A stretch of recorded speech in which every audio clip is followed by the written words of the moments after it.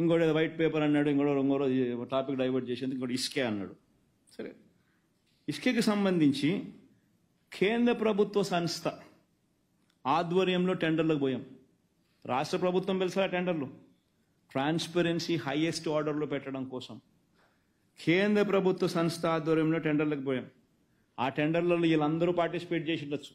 అదేం అందరికీ తెలిసేటట్టుగానే టెండర్లు జరిగినాయి. ఆరోపణలు చేసే ప్రతి ఒక్కడు కూడా, ఎవడైనా కూడా, ఇంక్లూడింగ్ ఈనాడైనా పార్టిసిపేట్ చేసి ఉండొచ్చు. ఈ వీళ్ళ నవయుగ వాళ్ళ ద్వారా, ఇలా వెంకుల ద్వారా, లేకపోతే చంద్రబాబు నాయుడు అయినా పార్టిసిపేట్ చేసి ఉండొచ్చు. వీళ్ళందరి కాంట్రాక్టర్ల ద్వారా అత్యంత ట్రాన్స్పరెంట్గా టెండర్లకు పిలిచి రాష్ట్ర ప్రభుత్వానికి అత్యంత ట్రాన్స్పరెంట్గా 765 కోట్ల రూపాయలు, 2 కోట్ల మెట్రిక్ టన్నుల మినిమం గ్యారంటీ పెడుతూ 765 కోట్ల రూపాయలు రాష్ట్ర ప్రభుత్వానికి డబ్బులు కట్టేట్టుగా. అంటే 5 ఏళ్లలో 3,825 కోట్ల రూపాయలు రాష్ట్ర ప్రభుత్వానికి ఆదాయం ఇంతకు ముందు లేదు. నేను ఒకటి చంద్రబాబు నాయుడు అడుగుతా ఉన్నా, ఇసుక గురించి మాట్లాడేటప్పుడు ఎవడైనా కూడా, ఈ 765 కోట్ల రూపాయలు సంవత్సరానికి వచ్చే ఈ ఆదాయం ఇంతకు ముందు చంద్రబాబు హయాంలో ఎందుకు రాలేదు? ఎవరి జోబీలోకి పోయింది? ఎవరెవరు ఎంతెంత పంచుకున్నారు? Simple question. ఈరోజు ప్రతి టన్నుకు ఈ లాస్ట్ 5 ఇయర్స్లో మన వైఎస్ఆర్సీపీ ప్రభుత్వంలో పారదర్శకంగా టెండర్లు పిలిచి ప్రతి టన్నుకు రాయల్టీ కింద గవర్నమెంట్కు 375 రూపాయలు చెల్లించి తర్వాతనే ఇసుక అన్నది తవ్వే కార్యక్రమం జరుగుతూ ఉంది.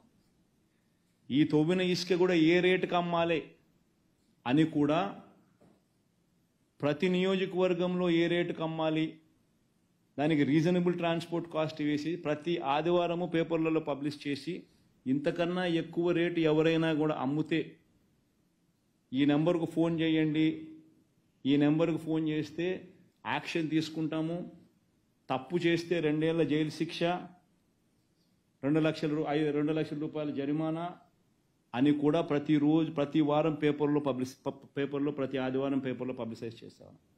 ఈరోజు చంద్రబాబు నాయుడు ఫ్రీ ఇసుక అని చెప్పి చెప్తా ఉన్నది చూస్తే, రేట్లు చూస్తే వైఎస్ఆర్సీపీ హయాంలో ఇచ్చే రేట్ల కన్నా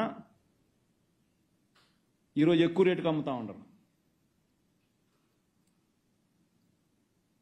వైఎస్ఆర్సీపీ హయాంలో ఇచ్చే రేటు కన్నా ఈరోజు ఫ్రీగా శాండ్ ఇస్తానని చెప్పిన చంద్రబాబు నాయుడు అంతకన్నా ఎక్కువ రేటుకు అమ్ముతా ఉన్నాడు ఈరోజు. కనీసం అప్పుడన్నా రాష్ట్ర ప్రభుత్వానికి 375 రూపాయల టన్నుకు వచ్చేది. 765 కోట్ల రూపాయలు రాష్ట్ర ప్రభుత్వానికి 765 కోట్ల రూపాయల సంవత్సరానికి ఆదాయం ఉండేది. ఈరోజు ఆదాయము లేదు. రేటు చూస్తే అంతకన్నా ఎక్కువ రేటుకు అమ్ముతా ఉండవు నువ్వు. ఇంకా భయానకమైన విషయం ఏమిటనంటే, ఇదే చంద్రబాబు నాయుడు గారు కొడుకు ఎన్నికలప్పుడు మీకు అందరికీ గుర్తున్నాయా? ఇసుక స్టాక్ యార్డ్లకు పోయి సెల్ఫీలు దిగారా? ఇసుక కొండలు, ఇసుక గుట్టలు అని చెప్పి సెల్ఫీలు దిగి ఫోటోలు దిగినాను. మీ అందరికీ గుర్తుండే ఉంటుంది అందరికీ కూడా. ఆయన ఎలక్షన్స్ అప్పుడు దిగిన ఫోటోలు, ఇసుక కొండలు, ఇసుక గుట్టలు ఏమైనా ఇప్పుడు వర్షాకాలంలో ప్రజలు ఇబ్బంది పడకూడదని చెప్పి 80 లక్షల టన్నుల స్టాక్ యార్డ్స్లో పెడితే, వీళ్ళు ఫోటోలు దిగి సెల్ఫీలు దిగి ట్వీట్ చేసిన ఫోటోలు పెడితే వచ్చిన 2 నెలలకు, 2 నెలలు కూడా 40 రోజులకు ఎడా పెడ 80 లక్షలు 40 లక్షలు అమ్మేసినారు. ఎవడోడు పరిధిలో వాడు, ఎమ్మెల్యే పరిధిలో ఆ ఎమ్మెల్యే ఆ ప్రాంతానికి సంబంధించిన లీడర్లు, లెఫ్ట్ రైట్ సెంటర్, వాళ్ళ మీద యాక్షన్ తీసుకోగలుగుతాడా ఈ మనిషి?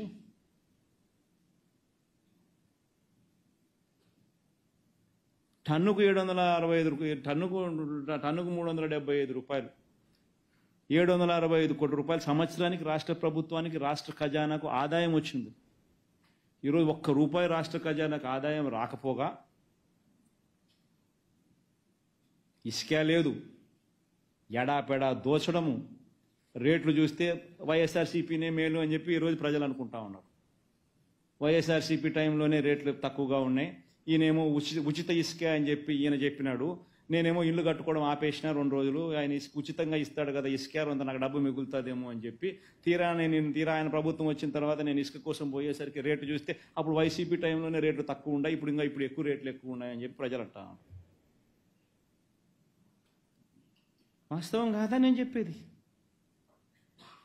కళ్ళ ఎదుట కనపడుతుంది దోపిడీ. ఆయన ఏలెత్తి ఇంకొకరి మీద చూపిస్తాడు. కళ్ళ ఎదుట దోస్తూ ఉన్నారు. స్టాకులు లేవు, దోచేయడాలు, రాష్ట్ర ప్రభుత్వానికి వచ్చే ఆదాయం పోయింది. ఏలెత్తి చూపించడము, ఆరోపణలు చేయడము, దోచేయడము. చూడండి వైట్ పేపర్లు అనేది ఏం వైట్ పేపర్లు ఒకసారి గమనించండి.